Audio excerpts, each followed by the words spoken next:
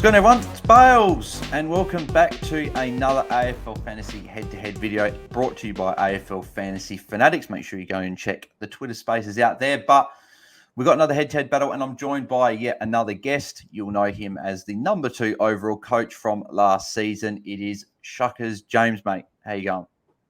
Good, Bales. Great to be on for the head-to-head pod series. How are you? Good, thank you. Yeah, good.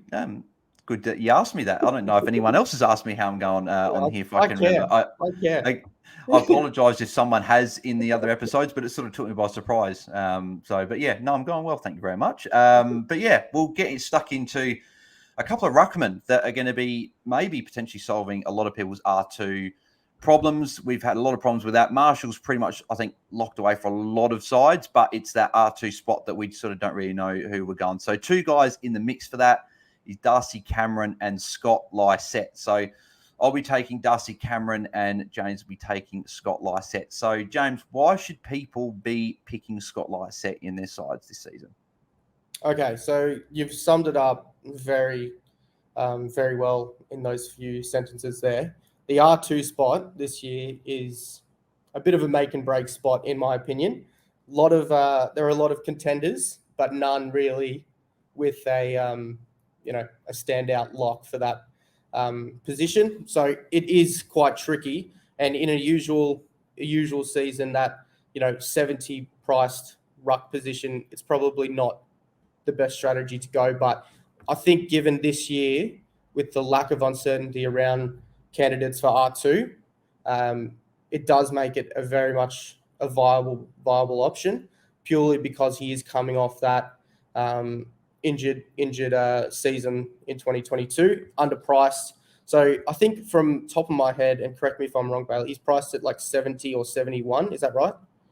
I think so, yeah. It's 622K from memory. So, priced at 72. 72. Okay, yeah, so around there anyway. And we've seen in the past, I think his previous best season is an 85 off the top of my head. So if he can get to his best, that does present, 13 points of upside. And how do we win the game of fantasy?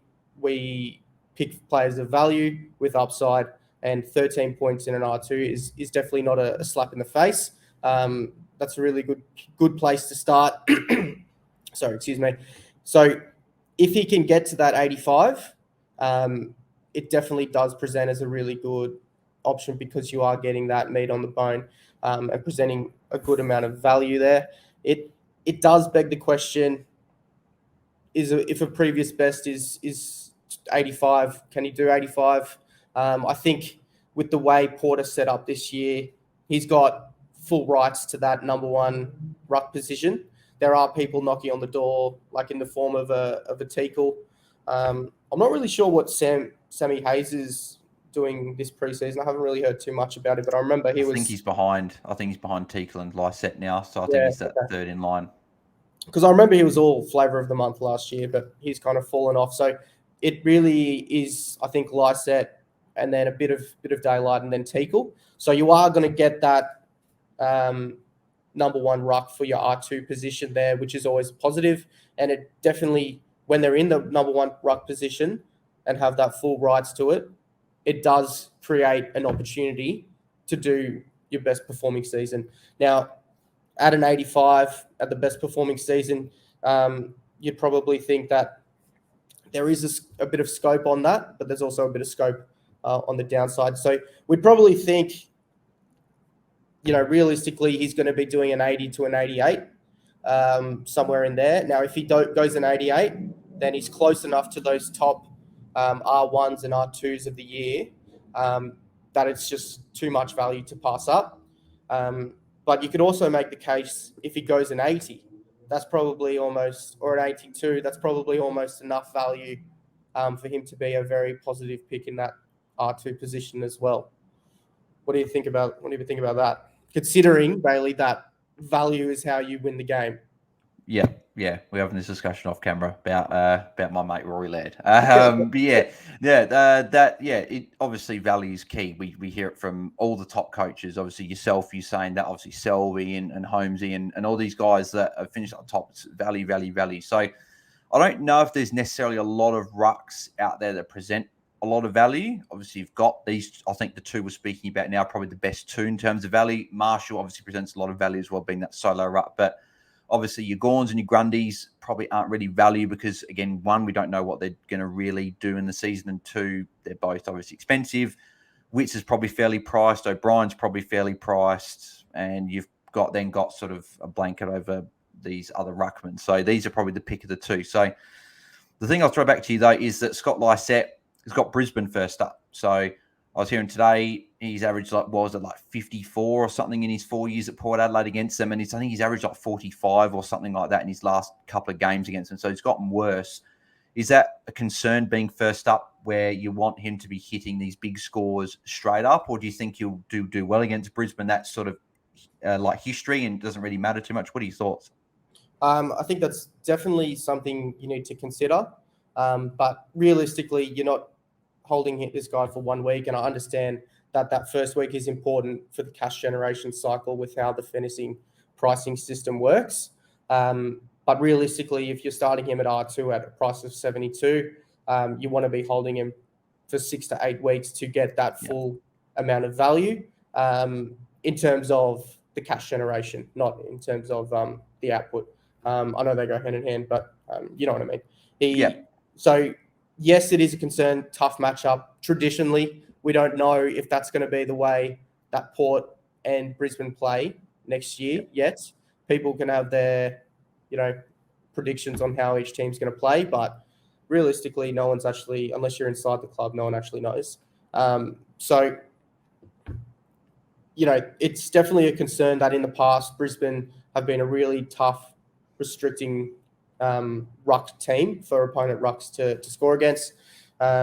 So you do have to take that into consideration. Does it deter me from picking him for that first 6 to 8 weeks? No, purely because I'm looking at it from a longer time period than just a handful of weeks, or in this case, singular week. So, it does annoy me that when picking Lycett, most likely you're going to take a 10% hit on his average. But then, if he can back it up, and you'd think in one of those next 5 or 6 weeks, he outperforms his average by 10%, maybe 20% in one of those games, then it evens itself back out. Yeah. The price generation's ticked again, and really that it becomes an irrelevant point. Just before we move on to Darcy Cameron, what would be, I guess, the negatives about picking a Scott Lycett? What would deter you away from picking him? So, sorry. He does have a couple of those tough matches in those first few weeks. So you mentioned he's got Brisbane straight up, and then he's got a Darcy Cameron, which traditionally I don't think he's been too hard to score against, but he is, a Cameron and Cox is a dual ruck setup, so you do have to take that into consideration as well. I think then the Swans or the Crows, maybe I think it's the Crows actually, is next round, and so that one's probably not too bad. Crows pretty easy team to score against, but it's just those first couple of weeks he does have a little bit of a tougher setup, but again, it doesn't really deter me because you're looking at it from a 6 to 8 period. So longer term. The only real downfall is if you pick him and he averages 75. Like, we can't see him because he is reduced. We can't really see him doing what he's priced at, which is that 72 mark, like you said. But if he only improves it by a couple of points, then I think, which is really unlikely, then it's not a great performing pick. If he does that 80 plus or 82 plus, I think you'd want to see 10 points. Then it becomes a solid enough pick. And then if he's doing 85 plus, I think that's when, it's a pretty solid pick, because he's getting close enough to those top two guys. And the other question is, like, if you're picking him obviously for value, but apart from Cameron and Marshall, like you said, there's not a whole lot of value options available either. Like we know value is the way you play and win the game. And that's where you've got to try and find value in each of your picks. But if there's nothing else, and he is the best performing in terms of price to output, then he's the best performing R2 in my opinion. Yeah. But that's a big if. Yeah, no, that's right. Yeah. I just had a look and he's priced at, it's about 70 and a half, about that, because he must have got like a small discount. He must not have quite hit 10 games. So, but okay, it's still cheap. Everything I just said, take 1.5 points off. Yeah. Oh, that's funny. Yeah, because I'm sure there would have been someone watching thinking it's not 72, it's 70 and a half or whatever. So I just thought I'd correct us, because I did think it was 72, but there we go. But moving on to Darcy Cameron now. So Darcy Cameron, he was the flavour of the month, really. I think it wouldn't have been even a couple of months ago. So everyone thought he was going to be that solo ruck for Collingwood this season, but now Mason Cox looks like he'd be there. So that sort of deterred a few coaches away. But just looking at a few stats from last season, courtesy of Holmesy, his deck of DT on Darcy Cameron. So make sure you do go and check that out. All of the deck of DTs are on DT Talk. Cameron went at a 93.4 average from round 7 onwards, averaging 58% CBA. So if he's getting that 50-50 split with Cox, which we assume he is, he's shown over a long period of time he can still average over 90. So if it is close to 50-50, it could decrease maybe to maybe that 90, 89. So that's probably where it might not get quite enough, because he is priced a bit more expensive. I think he's about 83 from memory. So, but he did show some big scores last season. And he also showed some floor scores as well, particularly with those last sort of 4 or 5 games that he didn't really hit. And I'm actually just getting those numbers up as I speak. But so he has shown a floor. And obviously we did talk about Scott Lycett, and he did show a floor as well. So these guys they're not like a Ron Marshall being number one, not like a Gorn or a Grundy of previous years. They do have lower floors, which is why this R2 spot is so hard, because we're looking for value, but a lot of these value guys have got a bit of a floor. So Darcy Cameron's last sort of few scores. So he had that good patch from round 7 to about 15, where he went 107, 112, 90, 115, 94, 133, 85, 111.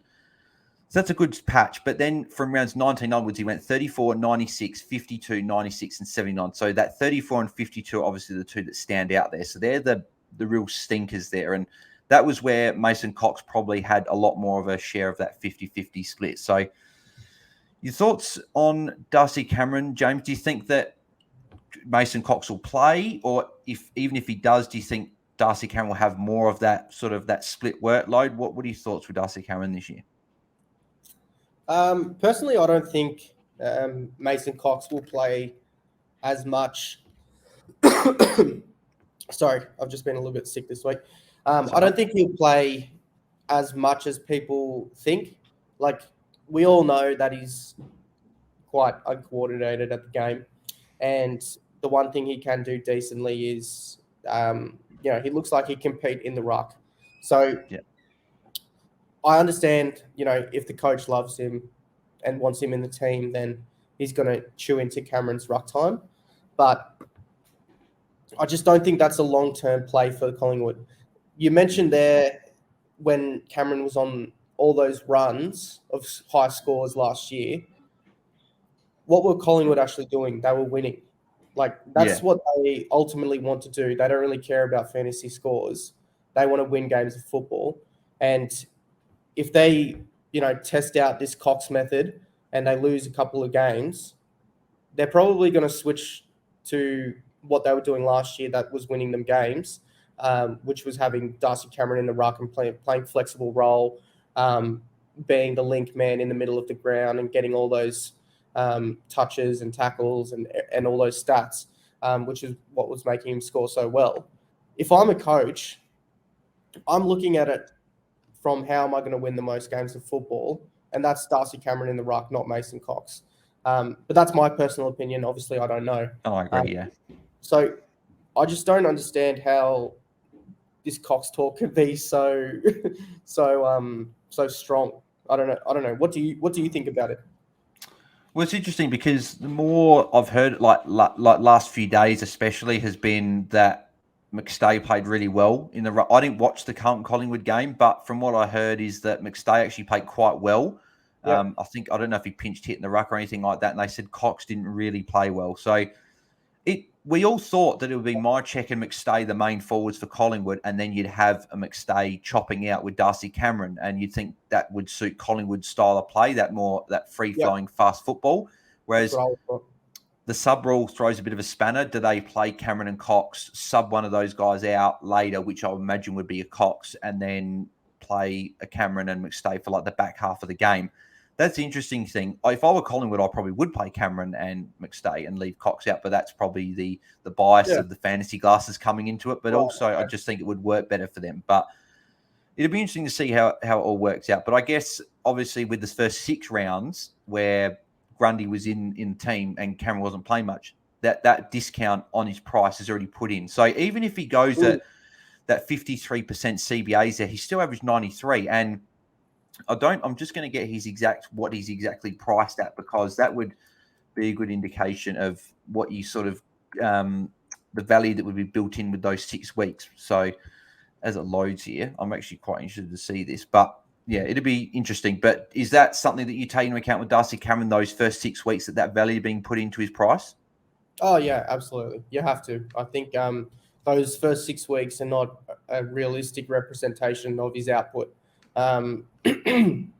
No, I can't tell you what he scored in those first 6 weeks, but to me, like I said, it's largely irrelevant. He's not going to be in that role. I think he will be Collingwood's main ruck, and I think whatever they choose, a McStay or a Cox will chip out into his ruck time. So, how much that is the real question. Like you said, at 50 odd percent, he was averaging 93. Does that drop to 40%, or does it increase to 65%? We have to wait and see. But I just don't think it's a really long-term strategy for Collingwood to have Cox hitting out of so much of Cameron's ruck time. But we have to wait and see. If they come out and win the first 5 games, having Cox 50-50 in the ruck, then they probably stick with it. But so that's where I also look into the draw as well. Like, realistically, how many games are they going to win in the first month? And if it's a easier draw, I think a lot of people, not fantasy coaches, but like the general public, can be fooled into thinking one team's better than what they actually are. And naturally, maybe coaches could think one setup is naturally better than another, even though it might not be. It's just what's working, so why would you change it? So it is a really tricky one. I do see the value in Cameron regardless. Like you said, if he drops a 93 at that 50% mark, that's still a win. He's priced at 81.9, so 82. So even if he does go at that 93, as we're speaking about, that's still 11 points. And if we're speaking about like Lycett being a value option and he's priced at that 70, 71, and he goes at like an 80, that's only not even 10 points of upside. And is he going to go 85 in a career best year with Teakle coming through? That's obviously the other thing we look at. Whereas Cameron, the worst case scenario is going to be a 50-50 split, which means he's probably going to average 9, which is about the same upside anyway. But then obviously, and here, his first 5 games, so he didn't play round 1 last year, but then Cameron went 27, 71, 51, 40, and 50. So obviously not great scores. So that's obviously built into his value as well. And hang on. So I was just going to say one point just before you go in as well, is that I remember, can't remember who said it, was on a podcast somewhere, but they were saying that first full year, I think it might have been actually Holmesy, funny enough, when he was speaking about Cameron on one of the pods, he was saying that first year as that main ruck, he sort of just got thrown into it, where he's had a full preseason to train as the number 1 ruck. So that's something that could come into play as well, have that more fitness, which will help with those back end scores of last year where they were a bit low. So sorry, yes, keep going. No, absolutely agree. And when you weigh it out, player versus player, and you've got someone who's at 71 and you think they're going 81, and then you've got someone at 82 and you think they can do 92, obviously they're both 10 points upside, but the better output is Cameron, or the better result for your team is Cameron, because you're investing more of your salary cap and you're getting the same amount of value. So in that situation, you'd really, I don't know the number, but you'd really be wanting Lycett to do 12 or 13 points more than that 70 to have the same result as a Darcy Cameron doing 10 points. Yeah, well, I know that Jaden Pahowski on Twitter, I think he did a document actually that said what people would have to average to be a good pick. So it'd be interesting to get that up. We won't have time obviously today, but it'd be interesting to have a look back at that and see what Lycett and Cameron would have to score to be a value pick. But that leads us on to who we're going to pick out of the two. So James, if you had the choice between the two, who would you be picking, Darcy Cameron or Scott Lycett? At the moment, I'm backing in Scotty Lycett. I think he can push that 85 plus. So therefore, it's realistically, I've probably got Cameron doing that 90 mark or 92 mark, like we were talking about, which is good upside. But I'm happy to take that bit of a risk for the higher amount of upside in a Lycett. Yeah, I'm a bit split. Because I think if Darcy Cameron didn't have the injury interruptions, I think it'd be a very easy decision. I think I'd just be going Cameron. But the injuries there makes me look, but go to Lycett. But then Lycett's got tough round one. I'm not sure. I'll go Darcy Cameron to split it, to make it so we'll go 1-on-1, because I think it is a pretty 50-50 call. And I think a lot of coach will be sort of toying with this decision. But funny enough, we're going into who we've got out of the two in our sides. I've actually got Scott Lycett in my team, funny enough. So I'm going Cameron. And I'm going Lycett in my team, but I'm picking Cameron. But who you got in your team? Have you got both or none or one of them? Who have you got? I've got Rowan Marshall at R1 and Scott Lycett at R2. It's funny. So yeah, you got Lycett and then you go Lycett. So it would have been funny if I went Lycett as well. Yeah. So you would pick Lycett, but you said on camera you would pick Darcy Cameron. So you admit I win. I know. Because it's such a tough decision. I've had both in my side for big parts. I'm just saying at this current moment in time, Lycett is the one that currently holds that position. But it's going to be the two. It's going to be whoever looks better probably this weekend. I'll probably lean to. I think Darcy Cameron will score more. It just, does he score maybe the 88 and then not be as much value compared to Lycett? But it's going to be really interesting to see how it works, because I think that, I don't know what you think, but I think R2 is probably the most difficult position to fill at the moment. I think maybe a D3 is probably 1 or D2, and then like an F sort of 4 or 5. Maybe do you put an extra premium there, and then maybe like a midfielder. But I think R2 would be the most difficult position to fill at the moment. M2 for me. M2, yeah, looking for that.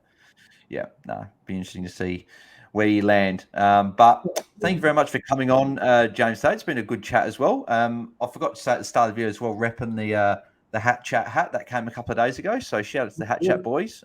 Good to get the hat and wear that. It's good hat as well. So very happy to have it. So I'll be wearing this on future podcasts until September, when I get my top 100 hat, when it says number 1 highlight and the Hilux. I've told you can't get it if you start Rory Laird. It's impossible.